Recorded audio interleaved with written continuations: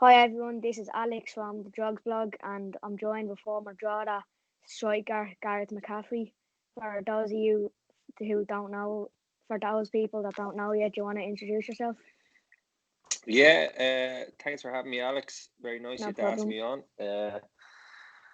So I played for Drogheda for about 2 years Yeah, under Pete Martin and John Gill. It was very went away for about half a season, nearly a full season, and came back down and played for a year under Tim Clancy, the current manager. Uh, that's it really. That yeah, was my time in Drogheda. Played for a couple of yeah, other League of Ireland clubs in between. yeah, and we'll get onto that in a minute. So, do you want to? So, will we just start the questions now? Is that okay with you? Yeah, go for it. Absolutely. All right. So, first question. So, it all started with Stella Mars in youth football. How did you find your time there? You've done your research. Fair play to Yeah, you. yeah, Yeah, love Stella. I started off at Shelburne yeah, when I'd say I was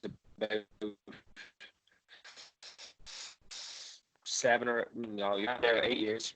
And then when I was 15, I joined Stella Maris and was there for 2 years. Really enjoyed both clubs.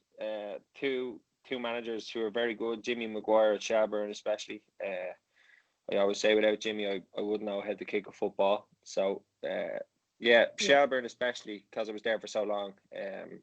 Were a big help in me playing football and maybe getting to the stage where I am now. Yeah, and like of course, like playing with Shelburne or some big club, like to start off football, how much of a help do you think that is to play with a big club in your early days? Yeah, I suppose I was very lucky. Being from Dublin, I think a lot of Dublin lads have a lot of choices when they're younger because a lot of the clubs seem not that they seem to be bigger, but there's more of them in Dublin. Yeah, yeah, of Um, course. so so I think I was very lucky from that sense. And then in terms of how big the club was, look, when I was younger, when I was playing at Shelburne, I was I was there at the stage of the former Deportivo La Coruña, so the club was on a real high at that stage, and luckily enough, we had a really good team. I think at one stage we went about 4 years unbeaten. So yeah, really fond memories. Yeah. So you also played youth football, under 20s, especially with Hibernian over in Scotland. What was it like to play with a huge club at such a young age, and how did you find your time there? Yeah, it was brilliant. I was very lucky again that Pat Fennon brought me over there. He was the first team manager at the time. It was a big change from Stella Maris. I'd gone from doing my leaving cert and training twice a week and playing at the weekend to going into full time football for the first time. So Yeah. we were training Monday, Tuesday, off Wednesday and Thursday, Friday, and then a game on Saturday. So it was really full on. Took me a while to get used to it. Living away from home, never easy. Yeah, of course. Yeah. Especially like two younger sisters and obviously my parents as well. So missed them a lot. But I loved it. Edinburgh is a beautiful city, and I'm still in contact with all my ex teammates from there. We had a really nice group of lads, a good team. So it was brilliant, great time. Yeah, and how did you get found out and like to go over to Hibernian? Were you at a match and there were scouts, or what was it? That Yeah, so I'd gone on a couple of trials with a couple of Premier League teams, and as far as I know, that just happens from all I was ever told was there was a couple of scouts at the game, and then they contacted the club, and then the club would have contacted my parents, my mum, and my dad, and asked was I interested. So the same thing happened really with Hibernian, and then I went over on trial, came back, went over on trial again, came back, and then I remember Pat Fennon was actually at one of my games, and I think I might have scored or played well, and he had a chat with me after the game. So I kind of knew then that I had a good chance of going over, you know. yeah. So who was your idol growing up as like a kid, and who inspired you most to play football? My idol growing up, my favorite footballer growing up, the first kind of real memory of a footballer growing up was Michael Owen. I'm a Liverpool fan. Yeah, same I with just me. I just remember them always being quicker than all the defenders, and whenever I watched him, he just constantly seemed to score goals. So I think from turning me into a striker, I think he was probably the biggest influence. And then obviously growing up was the likes of Steven Gerrard, being a Liverpool fan. My biggest influence in football, my parents were always very good. They were always very supportive of me playing sport. And then obviously playing with your mates in school, that was always a big help. They kind of kept me going, you know. Of course, yeah. So you moved to Shamrock Rovers in 2015. How was your time there? Brilliant, yeah. Again, it was Pat Fellon. I was still at Hibernian, and he went to be the Shamrock Rovers manager, so he brought me back from there. Yeah, it was brilliant. Yeah, it was nice to be at that stage. It was nice to be home again, living at home. I think I really underestimated the size of Shamrock Rovers when I first came back. I didn't realise how big of a club it was until I got there and realised the fan base and the players. But yeah, really, really enjoyed it. Again, we probably underachieved. I thought we had a really, really good team. Some cracking players, including a couple of the Brennans I played with there. I think I played with, at one stage, Ryan, Killian and Gavin were all there at one stage with me. So from that point of view, it was brilliant. Played with some really good players. And there's a lot of really nice people at the club. Some people who still seen me playing for St. Moctus and would take the time out to text me and wish me well. So really, really enjoyed it. Yeah. How are you doing with St. Moctus at the moment? How are you finding it there as well? I love it. Yeah. It's funny, obviously, with the whole COVID situation, everything's gone a bit mad with football, as you know. But now we're doing well. We've 2 games in hand and we're in 3rd spot. So if we win our games in hand, we go top of the league, which will be lovely. And then we're in the semi-final of the FAI Intermediate Cup. But it's a brilliant club. I think a lot of people underestimate the Leinster Senior League. I certainly did before I joined it. So I'm absolutely loving it at the moment. Yeah. So obviously, when you were with Rovers, you scored an equaliser in the Dublin Derby against Bows. What did it feel like to score in the Dublin Derby? Yeah, it was brilliant. It's funny that Kevin Farrer, who plays for Drogheda, actually texted me that today and said he was going to ask that question. So I don't know whether that came from him or not. But it's something the lads always slag me about at Drogheda because I used to mention it all the time. It's just one of those. It's one of those things. It's one of, if not the biggest, derby in Ireland. In the League of Ireland, you know. So to score in one of those games, especially because we were at home, it was in Tallaght. It was, and it was my first goal in the league, so that was pretty cool. Yeah. What was it like walking onto the pitch in the Dublin Derby in that game, especially? What was it like? Your feeling? I remember it was a very hot day, so I was nervous as it was. I was sweating, and then I got on the pitch, and it was even worse. So I was very nervous. Just wanted to do well. Didn't want to mess up. I think it was because we were home. I think it kind of settled the nerves a bit. Whereas walking out in Dalymount is a different story altogether. Yeah, of course. Yeah. So you joined Drogheda in 2016 on loan from Rovers. How would you sum up your first season with Drogheda? How would I sum up my first season with Drogheda? Just remember being very happy. I hadn't played at Shamrock Rovers maybe as much as I'd liked. I think that was maybe down to me not working hard enough there. If I'm being really honest. So I came along to Drogheda and I just kind of seemed to hit the ground running and scored a few goals, and obviously we got promoted that year, which was amazing. Probably my happiest time in most recent years of football. We still talk about it, the lads that were on that team. It was brilliant. Full of good memories. Yeah, and who were you closest to on that team in the 2016 season? Were you close with a few lads? Probably we were lucky. We had a very good team. Everybody was fairly close. Myself and Kevin Farrer are both living in the same area, so him and Jake Hyland, so the 3 of us used to drive up with each other. With Colin Deasy. So we were all very close. I always got with Sean Brennan, still do. So probably those lads, Yeah, Sean Brennan seems to get on with most people. Is he Yeah, a funny character in the dressing room? he's a very funny character. Yeah, Yeah. I always say he's the nicest out of all the Brennans, which probably isn't Yeah. hard. Like, but Yeah. no, Sean is it's funny. Anybody who's played football with Sean or knows Sean, always speaks of him in the highest regard. Yeah. And I'd agree, he's probably one of the nicest people I've met. Taking away the whole football thing, he's a gentleman. Absolutely. Yeah. So obviously you had a great with us and the whole. Then we got the playoffs and we got Cove in the playoff semi-final. And then obviously you had a great game there. You got a assist and you scored a screamer. But before the game, what were you feeling like going up, taking that trip up to Cove? Were you nervous or anything? Yeah, nervous and tired. It's a very long, especially when you go. 4.5 hours, I think. Yeah, and especially when you're going down, you're playing the same evening. I know a lot of teams have to do that. You can't stay over the night before. Can't stay over.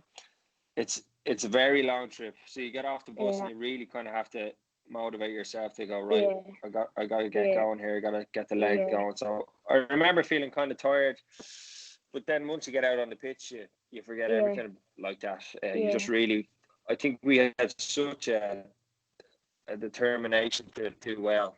I think everybody was really focused, so. Yeah, so obviously you were excellent on the night down in St. Colman's Park. You got a goal and you got an assist. Obviously you scored from that free kick that Sean Thornton just tapped it to. Did you practice that in training or anything? Yeah, we hadn't practiced in training, but throughout the season, I think I scored one in kind of a similar area. So I kind of said, the three of us, was myself, Sean Thornton and Adam Wickstead, were standing over it, and I just kind of said to Sean, here, roll it to me and I'll give it a go. And if you look at it again, Wixie actually ran around the ball. I think it kind of threw the goalkeeper off a bit, It's one of those, you hit it once and it could go in, and then you hit it another 9 times and it goes flying over the bar. So so how were you feeling after getting the win, and then obviously after the second leg in United Park, you were 2-0 down, so it looked like it was going to penalties, and then I don't know if it was you, but someone scored and then pulled them back and then we went through. How were you feeling after that? Yeah, it was me. I got a volley at the back post. Where we were very happy, obviously, coming home after winning down there, and then what seemed in like 10 or 15 minutes, you go 2 goals down, and it's panic stations. Yeah, of course. And I think that's where the likes of Sean Brennan was massive. He was so experienced in comparison to everybody else in the team. He really kind of settled us and said, "Look, we can do this. Don't be worrying." So I think without him, I think it might have been a different story. Yeah. So then the final came and the first leg was in Wexford. We lost 2. How are you feeling after that game, and were you expecting us to come back in the second leg? Feeling sad is the truth. I remember eating a pizza on the bus on the way home, and I'd never say no to pizza, but I was very close.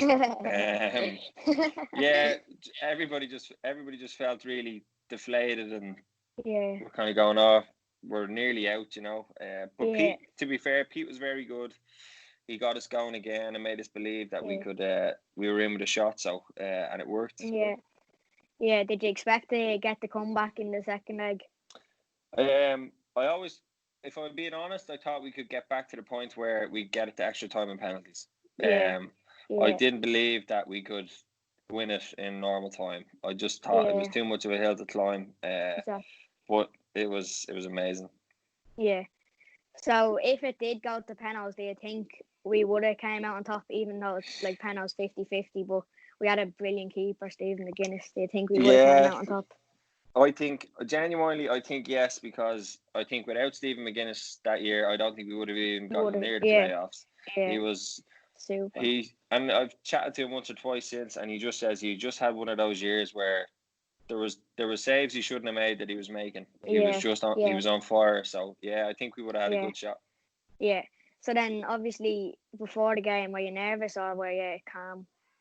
Yeah, it's funny in around. I'd usually be quite calm before games, but in around that kind of with that Yeah. season with Drogheda, I felt very nervous for whatever reason. I'm Yeah. not too sure. Yeah. And then obviously United Park was full, which is obviously Yeah. because the fans are so close to the pitch. It's really cool, Yeah.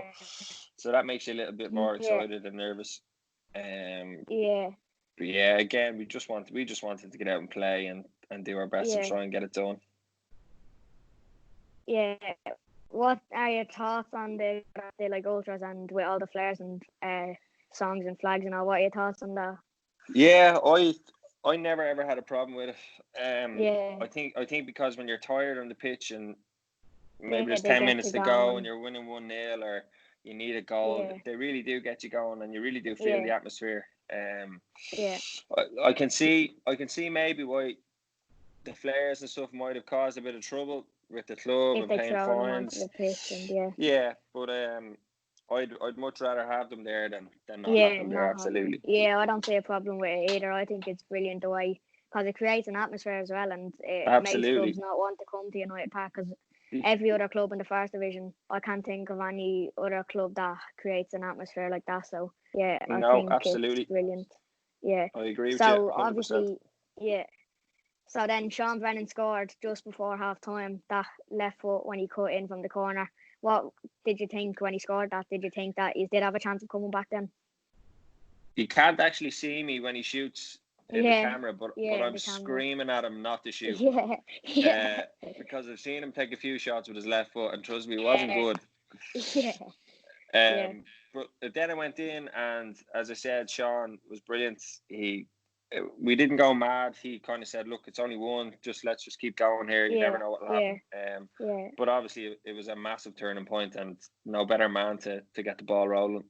Yeah, and then obviously Mark Griffin swung in the corner, and Kevin Farrar headed it to make it 2, and then it was going to extra time penalties. What were you feeling as soon as the ball hit the back of the net to make that you knew you could have a chance of going up? Yeah, that was. I think as soon as the ball went in the net, then I thought that was the point where I thought, right, we're going to do it. Yeah. The whole, and that goes back to what you were saying about having the ultras in the stand. The whole mood in United Park changed. Yeah. And I think Wexford really felt that. Yeah. But yeah, it was just because I know Kev so well and because we got on so well, it was just pure happiness for him as well. He really deserved it. Yeah. So Kevin Farrar was brilliant as well. He scored that header, and then in the dying seconds, he cleared that one off the line. Don't know how he did, but what were you feeling when he did clear that off the line? I slag him all the time about this because he got lucky. I don't know what the striker was doing, trying to score with the outside of his right foot. I know. Look, he got back in that position and was able to block it. And again, it was just one of those things where that happened, and you're going, that never would have happened in any other game. The striker would have just finished it off. So you were kind of thinking, luck is on our side, Yeah. So it was in around late second half, and Mark Griffin got the ball in the box and then went down, and the referee gave a penalty. Do you think it should have been a penalty? I think if VAR was around, I think it would have been a bit dodgy. Yeah. And it's funny. I've always looked at it and gone, I don't know, but I've never actually spoken to Griff about it. Have you not? I must ask him what he thinks, and I'll let you know. Yeah. So then, obviously, Sean Thornton, really reliable from the penalty spot. I think he only missed one that season or something, and he took a good few penalties. Were you expecting him to score it? Yeah, I was annoyed that he took it because I wanted to take it. Yeah. I had a few arguments with him about taking penalties. No, Sean he was fairly cool from the spot anyway. Yeah. Again, it was one of those nights where I was going, this could go in, and the keeper might save it, Sean might slip. But then it was nearly a case of disbelief when I went in. I couldn't believe that we were in that position, Yeah. I remember being there, and I was only 8 or 9, and I think my dad's team, the team that he manages, were doing when you're walking out and they give you a guard of honour and that. My dad's team were doing that. So I was just there, and I just felt so happy when he scored that. What was it like playing with Sean at Drogheda? Yeah, it was brilliant. Obviously Sean's very experienced.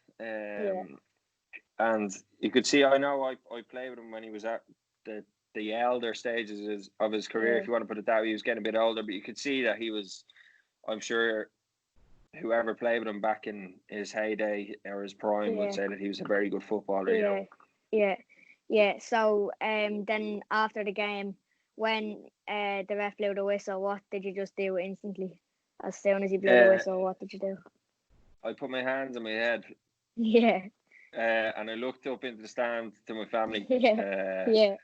It just couldn't, and everybody went running towards Kev Farrer, and I did that nearly right afterwards. But that was the first thing that I did: put my hands on my head and looked into the stand, because I just could not believe that we had done it. It was amazing. Yeah, what were the celebrations like that night? Yeah, they were fun. Yeah, it took me a while. It took me a while to get over it. Put it that way. It was good crack. Yeah. So then, what did Pete Mahon say to you in the dressing room after that game? I actually can't remember, to be honest. I don't know whether Pete actually got a chance to speak, because it was just bananas. There was beer being thrown. There was food, people eating food, people screaming, shouting, music on. I honestly wish I could remember, but I honestly can't remember. Yeah. So you signed permanently then at the start of 2017 instead of going back to Rovers. What made you do that? I thought there was a better chance of me playing at Drogheda. I had a chat with Stephen Bradley, and I think the option was kind of half there for me to go back to Shamrock Rovers. I think Bradzer kind of knew that I wasn't going to play, and I knew I realistically wasn't going to play, so that was obviously a big factor. And then I was just so happy at Drogheda. I felt really fit at the time. I'd done well going into I thought I played my part going into the promotion. So and obviously Pete, I was very happy with Pete and Giller then. So So about halfway through the season, I think it was, you signed for Cavo. How did you find your time there? I always try to be honest and be nice. But if I'm being completely honest, it probably wasn't the most enjoyable time I've had at a club. I was looking at myself. Firstly, I was unfit, so that obviously never helps. I always felt like I was trying to catch up on myself and was maybe a foot or two off the pace. And then other things that I just kind of felt strange. There was times where I think we counted 32 players in the first team dressing room before the manager called the team. So there was 15 or 16 lads going home before kickoff. So some things like that where I kind of couldn't get used to after coming from a club like Drogheda, who had everything really set out properly. But it was probably just one of those things. Just didn't work out. So then at the end of that season in the transfer window, you came back to Drogheda under Tim Clancy this time. What made you come back? I never wanted to leave, really. That was the main thing. That's probably the main thing. I never really wanted to leave. There was a bit of a disagreement between Pete and Giller, and that's why I left. And it was all done properly. But I never really wanted to leave. And then Tim was a teammate of mine at Hibernian, so I knew him previous to this, and he called me straight away and said, "Look, would you be interested in having a chat?" So, as soon as he rang, I had pretty much put my name on the signing sheet. I was delighted to be back. So would you come back to Drogheda if you did have the chance to come back? Would I come back now if I had the chance? It depends. Depends on a lot of things. Very, very happy at St. Martin's at the moment. Very, very happy. They're brilliant. I have a full-time job, so they're very good with me with training and that kind of thing. Whereas I think the League of Ireland, you can't really afford to be missing a day training. I think it sets you back a bit more. So, and I don't know whether I could deal with Sean Brennan again for another year. That'd be tough. So I'd have to think about it. All right. So speaking of the John Gill and Pete Mahon situation in 2017, obviously I spoke to Sean Thornton as well, and he said that the best way to put it is they were poison to the club. What were they like in 2017? I wouldn't go as far as that. definitely wouldn't. I have a lot of time for both Giller and Pete. And like the way I look at it is, without Giller and Pete, I wouldn't have experienced promotion with Drogheda in the first place. Exactly. So I have a lot. Firstly, I have a lot to thank them for. That year, and then look, it was just for me. It was just a case of these things happen. Sometimes things don't work out, and sometimes they do. Maybe in another situation it would have worked out, and we would have went flying up the league. But the biggest thing for me was I think we just didn't keep the momentum going from the promotion. I think if we had a week off and gone straight back into playing matches again, I think we would have been flying, But that's just not. That's obviously not how it works. Sure. But now, look, if I'd have no problem with John or Pete now at the moment whatsoever. I wouldn't say they were ever poison to the club. They did a lot for the club. Yeah. So you came to Athlone in 2019. How was your time there? Yeah, I never actually signed for Athlone. I trained a couple of times, and look, again, I can't really say an awful lot about it because I was only there. I think I only trained maybe 3 or 4 times. While I was trying to figure out what I was in between swapping jobs and didn't really know what I was doing. So, but yeah, they seemed like a great club. So yeah. Yeah. So obviously, I've seen you done an interview with Luke, Drogheda United fan page, and he asked you this question. But I want to know: have you changed your mind? Which team would you think is better, 2016 or this year's team? Have you changed your mind? I still think our team would have. I think now. I think if it was possible to put the two teams against each other at the moment, I definitely back our team from back then. Yeah. So how are you finding it in the North Leinster League? Obviously, you're away from League of Ireland now. How is it in that league, or did you like unpredict it? Because obviously a lot of people unpredict that league and the teams. Yeah, I definitely underestimated it. Absolutely. I think the biggest thing for me was when I first came down to St. Marcus. Firstly, I knew Brian McCarthy, the manager, but I didn't know that Glenn Crowe was the coach. So, being a striker myself and walking in and seeing Crowley there was. I was going, oh my God, this is one. He captained Ireland at one stage, So that was fantastic. But yeah, like you only have to look at our team to realise how good the quality is. You've got Jason Marks, Alan Byrne, Paul O'Connor, Mick Daly. Like they're all ex-Drogheda players, and are all still really good and still really fit. So, I think I said it in another, might have been a podcast or another interview I've done a while ago. I think I said that we'd definitely be able to put it up against some other first division teams, So I'd like to see that happen. Yeah. Who's the best keeper you've ever come up against? I've ever come up against. Best keeper I ever came up against. I'd probably have to say Stephen McGuinness, because when I was at Drogheda, I played against him when he was at Cabotili. He was really difficult to play against. Really, really good. And obviously now James Talbot, Bow's main keeper, is injured, and Steve McGuinness is there filling in for him. Do you think Steve McGuinness could keep him out of the team when he gets back fit? Yeah, like I know the two of them very well, and I know James. I know he'd be dying to get back and play, and he's obviously a fantastic keeper as well. But goalkeepers are a funny position. It's a case of if you don't make a mistake, you're not going to get you're not going to get dropped out of the team. So Stephen just happens to be one of those guys who doesn't really make a lot of mistakes. So I think it'll be very interesting to see what happens. Yeah, and against Wexford in 2016, that when we got promoted, he made some saves that you were just thinking like, how did he make the saves? Like even like I think it was the first 3 minutes, and they had a cross, and then he headed it the opposite way as Stephen McGuinness, and he just dived down, saved it with his feet. What did you think when he made them type of saves? I think there were some people at United Park that at that match who hadn't watched us all year, who would have just came because it was a playoff final, and would have just went wow. But we were lucky enough to see him that year playing matches and in training, so we realised very quickly how good he was, So it got to the stage where you were nearly expecting him to save everything. Yeah, exactly. Yeah.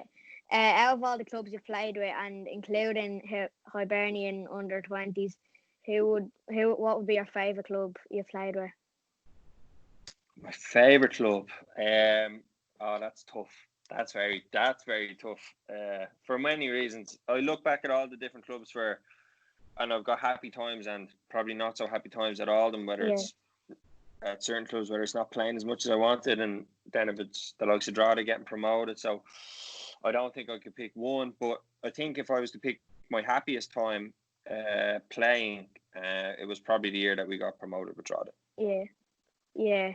Have you ever went to any Drugs games since you left, like as a supporter or just to watch the games? I went to one just after I left. Just after I left, the year after we got promoted, I went and I watched them.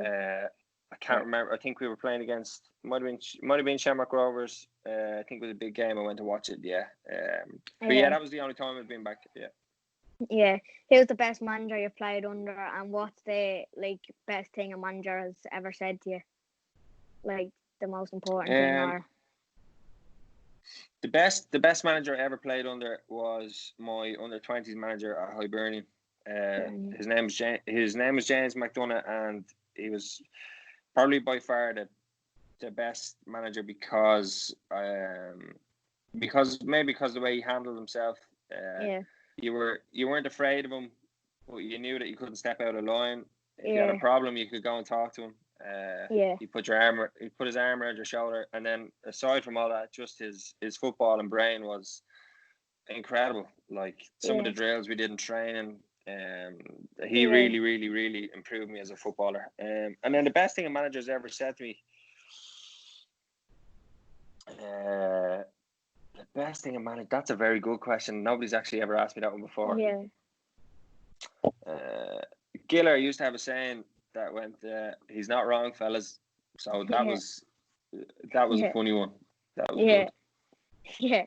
So that's all the questions I have. But now on to the fans' questions. So I just put it up on my story, I think twice. For fans to ask you questions that they want to ask. Did you get anybody who I used to play with texting in? No. Yeah. I think Richie Party, and I think I got a few others, and I think a few of your mates text today. So I think I already asked you this, but someone else asked it. Would you be able to go into detail of what happened with Pete Mahon and John Gill?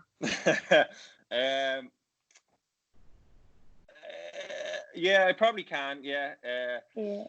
We played against St. Pat's in the league, and I was frustrated because I got taken there for a penalty and it wasn't given.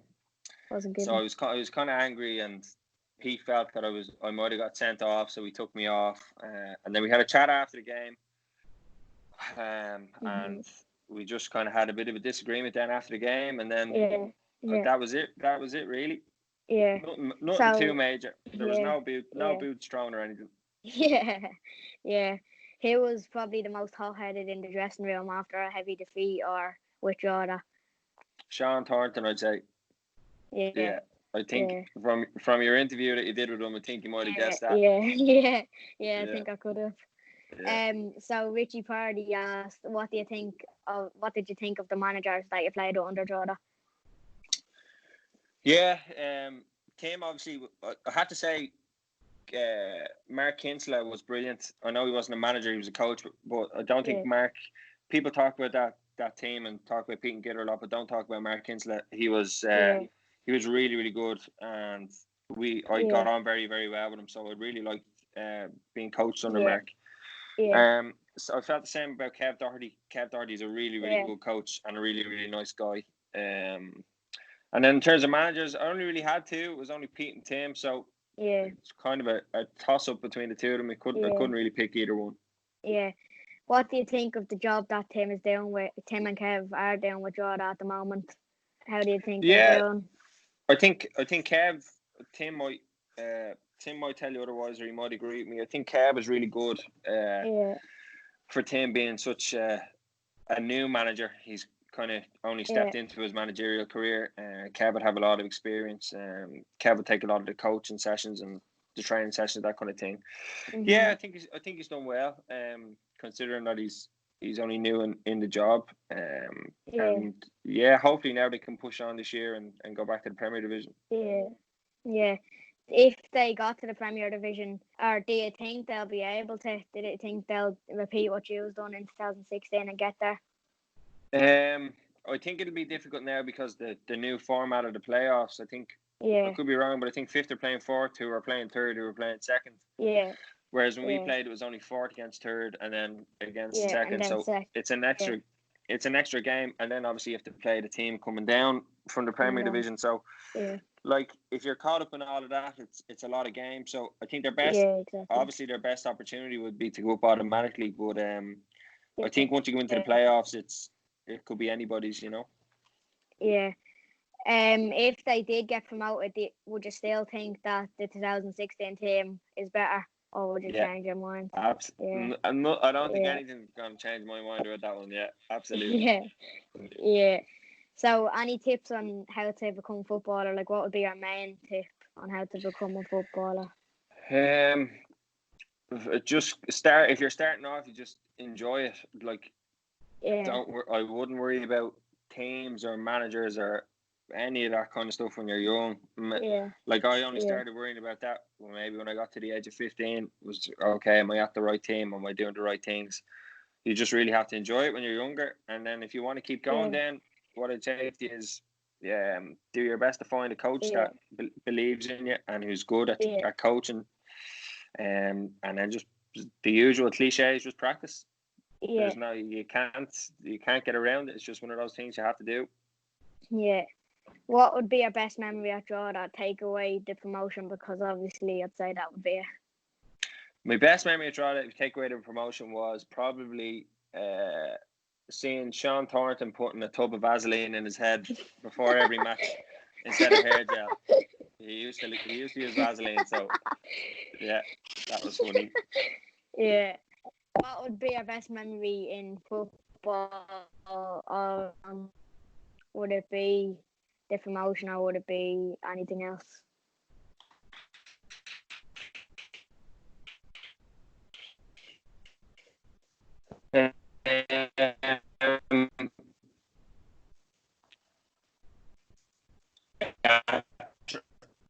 Just that draw, probably the promotion. I'd say that's probably the best. At draw, definitely that's probably the best memory that I have. It'd have to be the promotion. Yeah, just nothing came close. You know, it was just such a good time to be a Drogheda player. Yeah. What are your thoughts on Athlone as a football club? My thoughts on Athlone. It's tough because they've got a new manager in now, and it looks like the board has changed around a bit, but certainly for a while, it probably, if I was a player there with all the stuff that was going on with the betting scandal and all that kind of stuff, it probably wasn't a nice place to be for a while. But yeah, it looks like they've kind of not got their act together, but it looks like they've turned things around, which is good. Yeah.